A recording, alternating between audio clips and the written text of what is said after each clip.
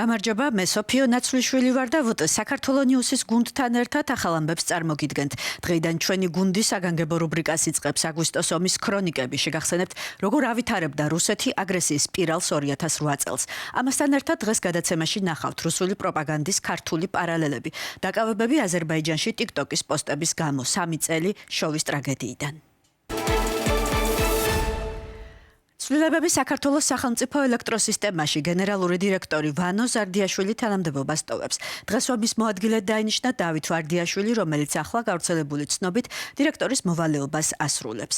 ის აქამდე ნავთობისა და გაზის ტრანსპორტირების კომპანიის ხელმძღვანელი იყო. გადაწყვეტილებასთან დაკავშირებით თავდაპირველად გავრცელდა ცნობა, რომ ზარდიაშვილის გადადგომა 24-25 ივნისს საქართველოს მასშტაბით ელექტროენერგიის გათიშვას და სემეკის ანგარიშს უკავშირდებოდა, რომელშიც ქვეყნის ტოტალურ ჩაბნელებაში მისი პასუხისმგებლობა იკვეთებოდა. საკადრო ცვლილებებს და მის მიზეზებს ოპოზიცია ეხმაურება.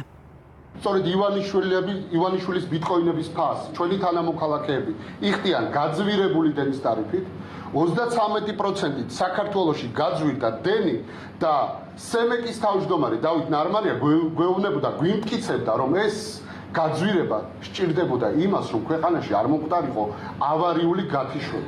ავარიული გათიშვა საქართველოში მოხდა, მაგრამ სემეკის თავმჯდომარე კვლავ დავით ნარმანია.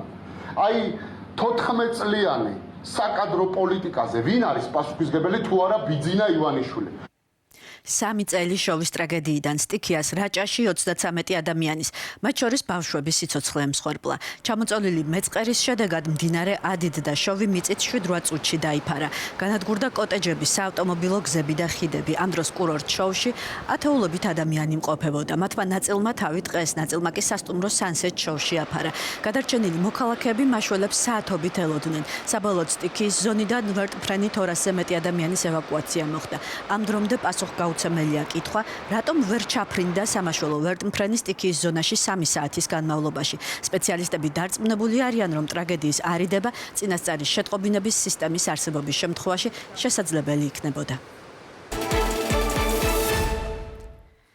სოციალურ ქსელებში არაეთიკური ქცევის ბრალდებით დაკავებები ამჯერად აზერბაიჯანში. საზოგადოების მიმართ უპატივცემულობის და არაეთიკური ქცევის გამო 8 დღიანი ადმინისტრაციული პატიმრობა TikToker ალიქრამ ჰეიდაროვს შეუფარდეს. ბოლო დღეებში ეს მეოთხე TikToker-ია, რომელიც აზერბაიჯანში ამ ბრალით დააკავეს. საფრთხებზე, რომელიც შესაძლოა გამოხატვის თავისუფლებისთვის კონტროლის დაწესებას ისახავდეს მიზნად, საქართველოს ნიუსთან კომენტარი ემინ აბასოვმა აზერბაიჯანის დამოუკიდებელ იურისტთა ქსელის თავმჯდომარემ გააკეთა. მისი თქმით, მსგავსი პრაქტიკა მრავალი წელია აზერბაიჯანში ხორციელდება.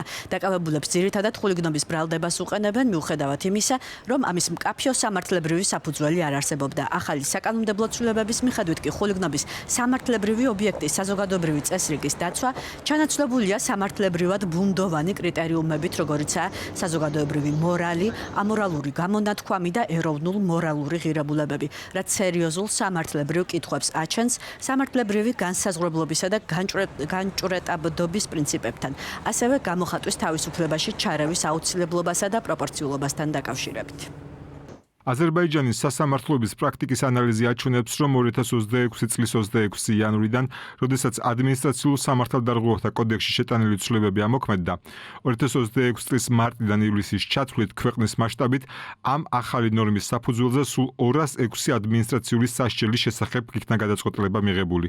დამოუკიდებელ იურისტთა ქსელის მიერ მომზადებული სამართლებრივი დასკვნის მიხედვით, კანონში გამოყენებული ძირითადი ცნებების სამართლებრივი განმარტების არარსებობა ხელისუფლებას გამოხატვის თავისუფლებაში თვითნებური ჩარევის ფართო დისკრეციას აძლევს, ზრდის ნორმის შერჩევითად გამოყენების რისკს და აძლიერებს ონლაინ სივრცეში თვითცენზურის გავრცელებას.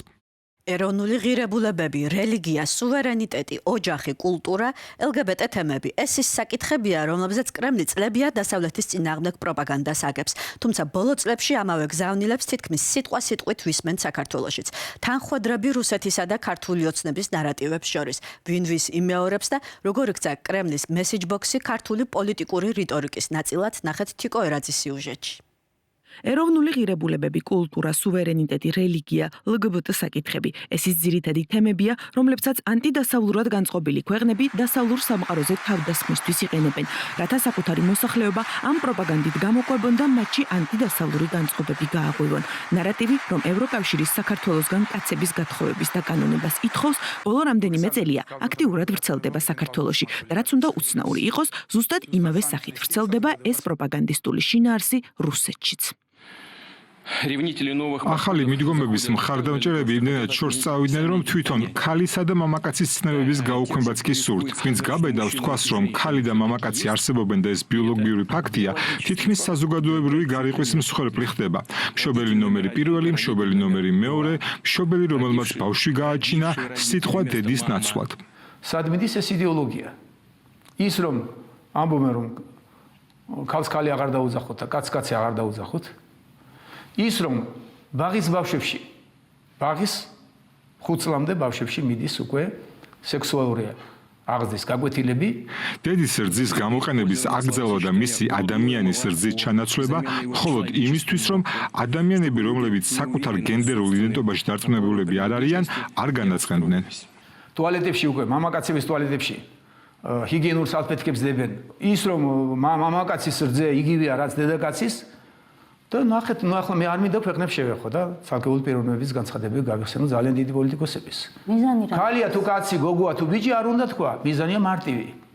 ადამიანმა არ უნდა იცოდეს ქალია თუ კაცი. არა თუ ის რომ ის ქრისტიანია თუ მუსლიმია, არა თუ ის მას ყავდა დავით აღმაშენებელი და მან თავის ისტორია და იდენტობა უნდა იცოდეს და მრავალჟამიერი უნდა იცოდეს. არა, ეს ხო თავისთავად უნდა ყველაფერი გადაიყაროს. შინაარსი, ფორმა, გამოხატვა, სიტყვების წყობაც კი თითქმის იგივეა. ევროპული ინსტიტუტების გაშავების მცდელობას საქართველოს ხელისუფლების მაღალჩინოსნების მხრიდან თითქმის ყოველდღიური ხასიათი აქვს. ქართული ოცნების საპატიო თავმჯდომარის მსჯელობა შემდეგ თანამდებობის პირების ინტერვიუებშია ჩაშლილი.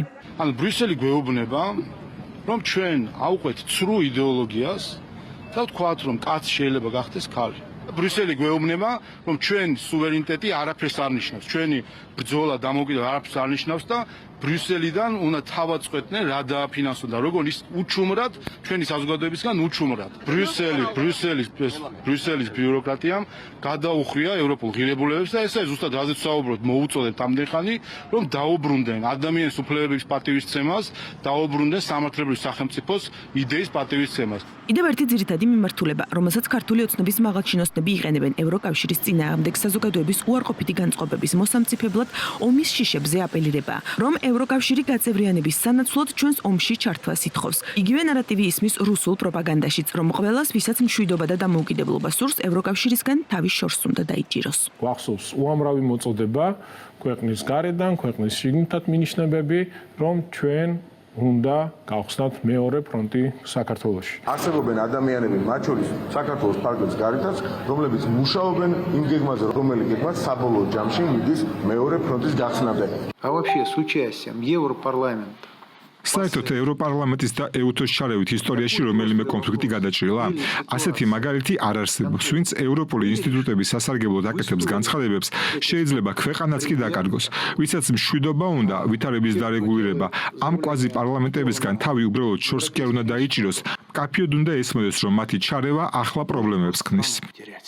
პრობლემების შექმნის გარდა, როგორც რუსული, ისე ქართული პროპაგანდა გვარწმუნებს, რომ ევროპას კონკრეტული ქვეყნებისთვის სუვერენიტეტის წართმევა სურს და რომ თავს ესხმის ქრისტიანობასა და კულტურას. ფსევდორელიგიური და ფსევდოპატრიოტული ნარატივი პროპაგანდის ერთ-ერთი ძირითადი მიმართულებაა. Не прекращают нападки на нашу культуру, на русскую православную церковь, другие традиционные. არ წყვეტენ თავდასხმებს ჩვენს კულტურაზე, რუსულ მართლმადიდებელ ეკლესიაზე, ჩვენი ქვეყნის სხვა ტრადიციულ რელიგიურ ორგანიზაციებზე. ნახეთ, რას უკეთებენ თავის ხალხს. ოჯახების დანგრევა, კულტურული და ეროვნული იდენტობის ნგრევა, ბავშვების გარყვნა. თავისდაძე თქვი, რომ ეს არის პირველი შემთხვევა, როდესაც ევროკავშირის ინსტიტუტი თავს დაესხა ქართულ ეკლესიას. რაც არის აბსოლუტურად მიუღებელი და აქვე უნდა გაივლოს აქ წითელი ხაზი, რომ აღარასდროს არ გაბედოს არავინ, მათ შორის ევროკავშირის არც ერთმა ინსტიტუციამ, რომ თავს დაესხას საქართველოს ეკლესიას, თავს დაესხას მის დიდ მრევლს, ასე რომ მინდა ევროპა, მინდა ევროპული მომავალი, მაგრამ ეს ხო არ ნიშნავს იმას, რომ უარი უნდა ვთქვა, მაგალითად, ჩემს ადაწესებზე. ეს ქრისტიანობას, ჩვენს სარწმუნოებას ჭირდება გაფრთხილება. და დაცვა არიან სამსახურო ძალები, რომლებიც სხვადასხვა ქვეყანაში იბრძვიან ქრისტიანობას, სარწმუნოებას, ქრისტიანულ მორალურ დოგმებს და სამსახურო ეს ძალები იბრძვიან ქრისტიანობის წინააღმდეგ საქართველოშიც. ქრისტიანობასაც და სუვერენიტეტსაც ქართული ოცნების წარმომადგენლები რუსეთიდან ნაკარნახები მეთოდებით იცავენ და ოკუპანტი ქვეყნის პრეზიდენტის პროპაგანდისტულ მსჯელობას ერთ-ერთში იმეორებენ. Попытки подорвать неподконтрольные им აქვთ მცდელობები ხელი შეუშალონ იმ ინტერნაციონალურ და ინტეგრაციულ პროცესებს, რომლებიც მათ არ ემორჩილება. მათთვის კრიტიკულად მნიშვნელოვანია, რომ ყველა ქვეყანამ უარი თქვას საკუთარ სუვერენიტეტზე შეერთებული შტატების სასარგებლოდ. Соединенных Штатов. ჩვენ გარედან ვერავინ ვერ დაგვინიშნავს ხელისუფლებას. ეს არის ქართული ხალხის შეურაცხყოფა და ამას ვისმენთ უკვე ძალიან დიდი ხანია, რომ ვიღაცეებს გონიათ საქართველო არის მათი კოლონია და თვითონ თურმე იქ ბრიუსელში ან სადღაც რა გადაწყვეტილებასაც მიიღებენ, ისე უნდა იყოს ყველა. ცალფეხზე უნდა იდგეს ყველა, უნდა დაითმოს ქვეყნის სუვერენიტეტი, უნდა დაითმოს ქვეყნის დამოუკიდებლობა, ინტერესები არ გამოვა მეგობრებო ასე. ჩვენ ხან 5 პუნქტს გვეუბნებიან და ხან რა გეგმებს გვისახავენ. ყველამ უნდა გააცნობიეროს, რომ თავარი პრინციპი, რაზეც დაფუძნებულია წესებზე დაფუძნებული საერთაშორისო წესრიგი, ეს არის სხვა ხალხების სუვერენიტეტის პატივისცემა. და ის დამრიგებლური ტონი, რომლითაც ზოგიერთი ევროკომისარი ბედავს ქართულ ხალხთან საუბარს, არის მიუღებელი. ევროკავშირის ტონი, რომელიც საქართველოსგან მხოლოდ კანონის უზენაესობასა და ადამიანის უფლებების დაცვას ითხოვს, მიუღებელია ქართული ოცნებისთვის და ამ მიზეზებით ევროკავშირში გაწევრიანების პროცესის შეაჩერეს, როგორც თავად ამბობენ 2028 წლამდე. თუმცა როგორც ჩანს, მისაღებია იმ ქვეყნის პრეზიდენტისა და სხვა წარმომადგენლების ტონი, რომელსაც ჩვენი ქვეყნის 20% აქვს ოკუპირებული. დღეიდან რუსული აგრესიის ესკალაციის სპირალის შესახებ სპეციალურ რუბრიკას გთავაზობთ. გავიხსენოთ, როგორ ამზადებდა კრემლი არაპროვოცირებულ შემოჭრას, როგორ რეაგირებდა თბილისი და რა იყო საერთაშორისო საზოგადოების პოზიცია. დღეს 1, 2 და 3 აგვისტოს ქრონოლოგიას გაგახსენებთ. ესკალაცია რუსეთმა 2008 წლამდე, ჯერ კიდევ 2006 წელს ჯავაში რუსული სამხედრო ბაზის მშენებლობით დაიწყო. 2008 წლის აპრილში რუსეთის მაშინდელმა პრეზიდენტმა დიმიტრი მედვედევმა განკარგულება გასცა პირდაპირ სამართლებრივი ურთიერთობის დამყარების შესახებ სოხუმსა და ცხინვალთან.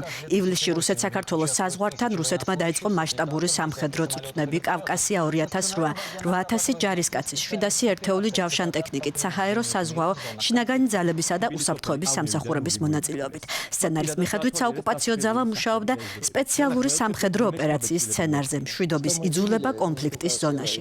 სწავლების დასრულების შემდეგ რუსული სამხედრო ნადაყოფები არ დაუბრუნდნენ თავის მუდმივ ბაზას და საქართველოს საზღვრის სიახლოვეს დარჩნენ. 24-28 ივლისს მოხდა აფეთქებები ცხინვალის სამხრეთ მიდამოებსა და ქართული კონტროლის ქვეშ არსებულ სოფელ ავნევში.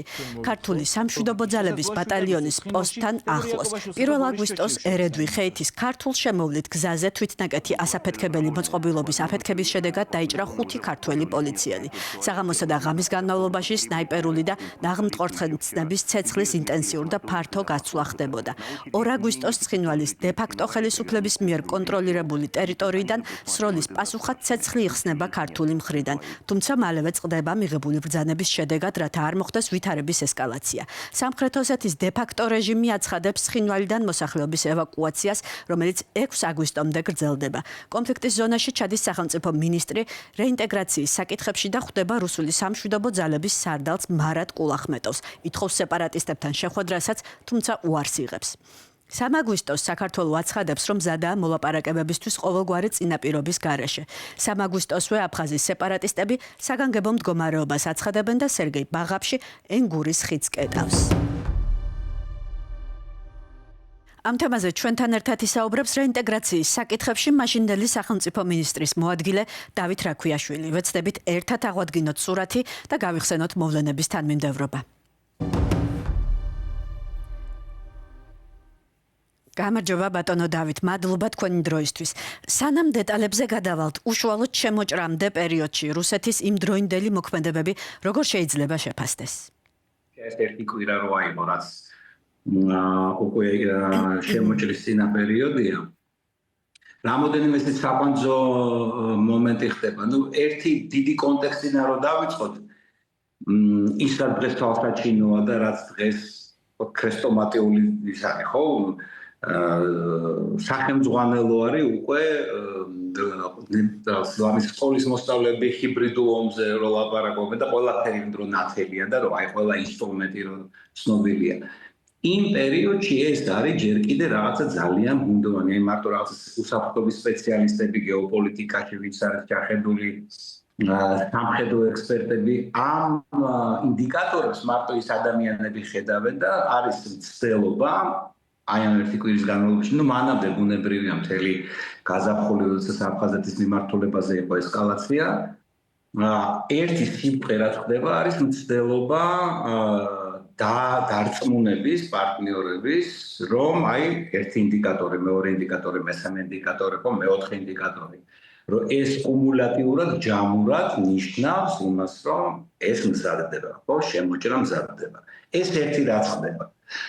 ადგილზე თვითონ ამ თეატრში არის ინტენსიური კომუნიკაცია ჩვენი მხრიდან მცდელობა ელჩების საერთაშორისო ორგანიზაციების მუდმივად ჩაყავს 3-ში ხდება, 4-ში ხდება, 5-ში ხდება, მანამდეც მე 2-3 ორჯერ თუ სამჯერ ვარ ჩასული მაგ პერიოდში უშუალოდ. ეს ხდება იმ ფონზე, როდესაც ეუთოს არ უშვებენ ჯავისკენ. კონკრეტულად აგვისტოს პირველ 3 დღეზე რომ ვისაუბროთ შეიარაღების მუდმივი გამოყენება თბილისის კონტროლირებადი სოფლების დაცხრილვა იმ დროისთვის არაკონტროლირებად ტერიტორიებზე შესვლის მცდელობები მათ შორის იყო კულახმეტოვთან შეხვედრაც. რა განიხილებოდა, რა იყო მათი პოზიცია? კულახმეტოვთან შეხვედრის დროს ამათ პოზიცია არის რომ ჩვენ ვსწორ ვამბობთ რომ აი იქ რატო არ ეუთოს დაგვაქვს პრეტენზია რომ იქ რატო არ ამოწმებთ რა ხდება იმიტომ რომ ნათელია ყველაფერი ინფორმაცია ცნობილია რომ ფაქტიურად ამ რუსების ბაზა იქ არის გაძლიერებული, გამყარებული, შემოდიან მთელი ეს პროცესები მიმდინარეობს.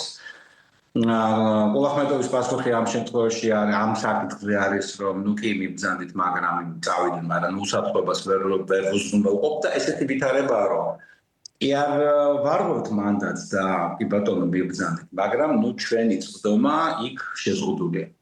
სხვათა შორის ეს არის პრინციპში ესეთი სტრატეგიული ხაზი კულახმეტოვის მთელი მაგდრების განმავლობაში, რომ ყველა საკითხზე, რომელიც საკითხით შეიძლება ყოფილიყო მნიშვნელოვანი აი ამ შემოჭრის პრევენციისთვის ან უფრო აქტიურად საერთაშორისო პარტნიორების ჩართვის ასე ვთქვათ ფაქტობრივი გარემოებების ჩვენების ყველაფერზე პასუხი იყო რომ კი ბატონო მიბრძანდით, მაგრამ ჩვენ ვერ ვაკონტროლებთ ეს ვერ ვაკონტროლებთ ოსტებს, ვერ ვაკონტროლებთ უსაფრთხოებას იყო მისი სტრატეგიული ხაზი, რითიც ვთქვათ ჯასტიფიკაციას ამართლებდა. ბატონო დავით, დიდი მადლობა თქვენი დროისთვის. შეგახსენებთ, ჩვენი სტუმარი დავით რაქვიაშვილი იყო. ინტერვიუს სრულ ვერსიას ჩვენი სოციალური მედიის პლატფორმებზე შემოგთავაზებთ. აქვე გთხოვთ გამოიწეროთ ისინი როგორც YouTube-ზე, ასევე Facebook-ზე.